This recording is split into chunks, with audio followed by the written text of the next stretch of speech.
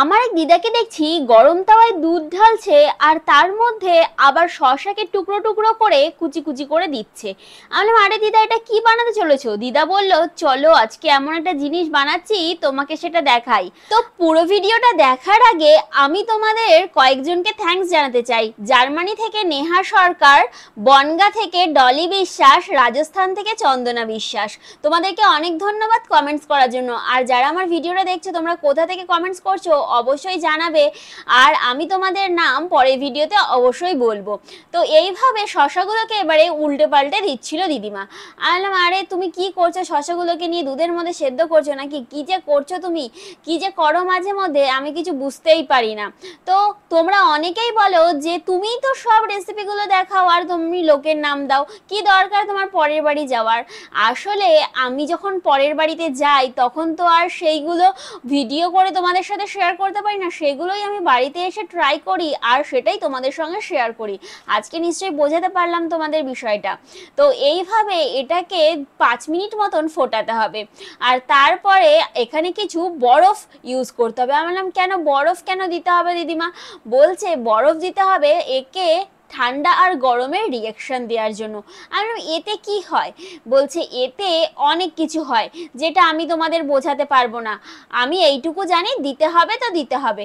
আলাম কি এখানে কি অন্য কিছু দিলে হবে না, ঠান্ডা জল বা কিছু? বলছে না, কিছু দিলেই হবে না, এখানে বরফই দিতে হবে। এটা জানার জন্য খুবই আগ্রহী। আমি দিদাকে বলছি, দিদা তাড়াতাড়ি করো দেখতে চাই। তো এরপরে দেখছি দিদা ওখানে হলুদ দিয়ে দিল 2 চামচ মতন। আমি বললাম, কেন দিদা হলুদ কেন দিলে? দিদা বলল, যেমন দুধটাও উপকারী, শশাটাও উপকারী, সেরকম কিন্তু হলুদটাও খুবই উপকারী, আর এটা কিন্তু অনেক অ্যান্টিবায়োটিকের কাজ করে, আমরা সেটা ছোটবেলা থেকে জানি। আমি বললাম, হ্যাঁ সে তো জানি, তাহলে কি এটা কোনো ওষুধ তৈরি হচ্ছে, কোনো অ্যান্টিবায়োটিক ওষুধ তৈরি করছে? বলছে, হ্যাঁ না না, আমি কেন ওষুধ তৈরি করতে যাব? আমি যেমন পড়াশোনা জানি না, কিছু জানি না, আমি কিভাবে ওষুধ তৈরি করব? আমি বললাম, তাহলে কি করছো তুমি? বলছে পুরোটা দেখো তাহলেই জানতে পারবে। আমি বললাম, বেশ তাহলে আমি দেখি। আমি বললাম, এটা কি দিচ্ছ সাদা সাদা রঙের? আমি বললো, এটা দিচ্ছি চালের গুঁড়ো, হালকা একটু চালের গুঁড়ো অ্যাড করে দিতে হবে, আর চালের গুঁড়োটা দেওয়ার পরে কিন্তু জমে যাবে, তাতে কোনো টেনশন নেই, কিন্তু চালের গুঁড়োটা দিয়ে ভালোভাবে এটাকে সুন্দরভাবে একদম মিশিয়ে নিতে হবে, আর এরপরে এটাকে আরও 2-3 মিনিট হালকা আঁচে ফোটাতে হবে। মানে এতক্ষণ ধরে তো গ্যাসের একদম ষষ্ঠী পুজো হয়ে যাচ্ছে। বললো কোনো টেনশন নেই, কিন্তু এটা দিয়ে এমন একটা জিনিস তৈরি হচ্ছে সেটা তুমি দেখলেই বুঝতে পারবে। এরপরে এই মিশ্রণটাকে ঠান্ডা করে নিতে হবে, আর তারপরে এখন তো আর তোমরা বাটাবাটি করো না, তার জন্য মিক্সিং জার নিয়ে নেবে, আর মিক্সিং জারের মধ্যে এটাকে ভালোভাবে পুরোটা কাচিয়ে একদম নিয়ে নেবে। তারপরে আর কি এটাকে একদম বাটা বাটা করে ফেলবে, ব্যাস দেখো কত সুন্দর তৈরি হয়ে গেছে মিশ্রণটা। এবারে কি করতে হবে, একটা ছাঁকনির সাহায্যে এটাকে চেলে নিতে হবে। আমি বললাম, আরে দিদা এই কঠিন কাজটা আমাকে দিও না। আমাকে দিদা বলছে, ছাঁকো বসে বসে।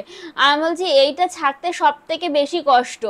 তো এরপরে আমি এটাকে ছেঁকে নিলাম, আর বললো যে এই যে গাঢ় মিশ্রণটা রয়েছে এই মিশ্রণটাকেও ফেলার দরকার নেই, এটাকেও আমরা ব্যবহার করতে পারি, ওটাকে মুখে ভালোভাবে ডলে ডলে লাগাতে পারি, বা ফেস প্যাক তোমরা যে এখন লাগাও ওই রকম লাগানো যেতে পারে। আমি বললাম, বেশ ঠিক আছে।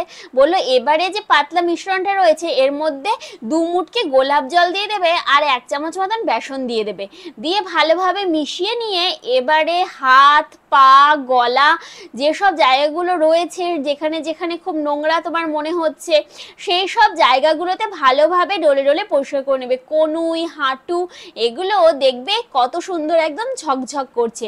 তো ভিডিওটা ভালো লাগলে অবশ্যই চ্যানেলটাকে সাবস্ক্রাইব করো, পেজটাকে ফলো করো, দেখো পার্থক্যটা নিজেরাই বুঝতে পারবে। আর কোথা থেকে কমেন্টস করছো অবশ্যই জানিও।